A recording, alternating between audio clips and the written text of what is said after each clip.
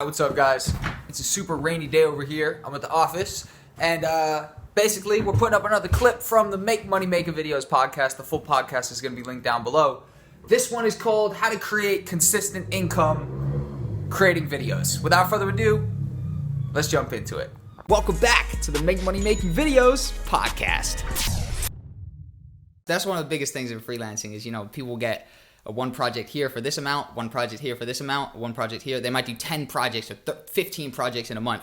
And then the month before, the next month, they do, 5 projects a month or something like that. So did you pick anything up when you were freelancing of how to actually kind of create like more of a stable income and create more of a long-term thing? Or did this kind of just become a long-term thing when you rolled in with Apartment Rockstar? I got the best advice here. Yeah. Legendary. About to drop some huge nuggets, Boom. Let's go. I'm drinking a coffee huge knowledge right now. nuggets. Yeah. So, working for free. Mm-hmm. I know it seems counterintuitive. You're adding more to your plate. Mm-hmm. But create one video that's dope for free. Yep. And then get the client rolling in, and then yes, portfolio stuff for you too.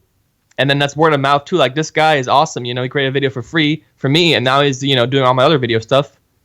I couldn't agree more. Literally. Get your foot in the door. I couldn't agree more, bro. I've been freelancing for ages. I've shot so many videos. And my hairdresser right here, my barber, I'm about to shoot a video for him for free because I've never shot a barber video before. And I like my barber. He's going to give me a free haircut. I'm going to give him the video. And then I'm going to have that sample of a barbershop video that I can then charge future barbershops in the future. It's a no-brainer, I think. That's like it makes the most sense to kind of offer yourself, improve yourself, essentially. And I think if you're confident in your quality, if you're confident in the content you're able to create, it's a no-brainer to do that. And also, it just shows that you obviously enjoy this type of stuff. Why do people get stuck on that? Some people get stuck on that, don't they? Do you know the type of people I'm talking about?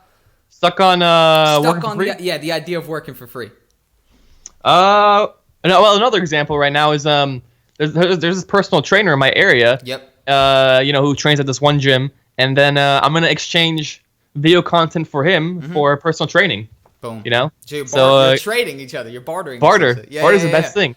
But I feel like people get stuck on this because if you do it like 10 times, maybe like 8 of those won't work out. I feel like it's a real hit or miss. But it's about picking your people well. You don't just go out and make free videos for people who have no money. No, be strategic. Yeah. So it's all about picking and choosing and being all like, okay, can I see this being in their budget? If I charge them this much and if I make a free video at first, 100%.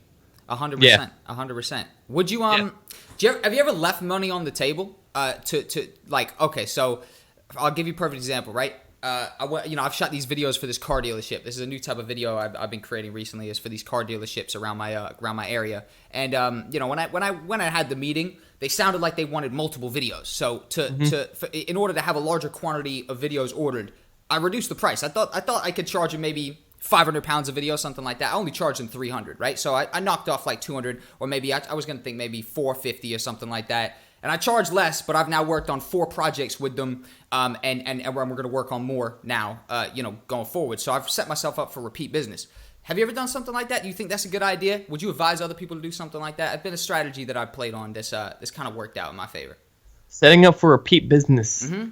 That's nice. Sometimes I actually at the end of the video, I kind of put a little thing in there, watch out for next video, kind of keep them on the hook. And they're like, oh snap, I guess there's another video coming out now, kind of like it's kind of a mix between kind of a jerk move and then kind of but I don't do it to everybody, only if I feel like they're really just to put them over the edge, remind them that you guys wanted more videos from me, so here's a little reminder that interesting, that we need that next video, so, or number, a video series number 1 out of 3 or whatever, Okay, so wait, I'm a little confused. When you send that to them, you'll actually have that on the video at the end saying in the next video or something like that, in order to kind of create the idea of getting more videos ordered type of thing? Yeah, something that matches the theme, there was this one retro video I made, so I kind of did it like a DVD style, just a disc 1 out of 3 or whatever, so it can kind of be like passed off. If they don't want another video, it can kind of be passed off, as like it's in the theme, it's just kind of there as like a little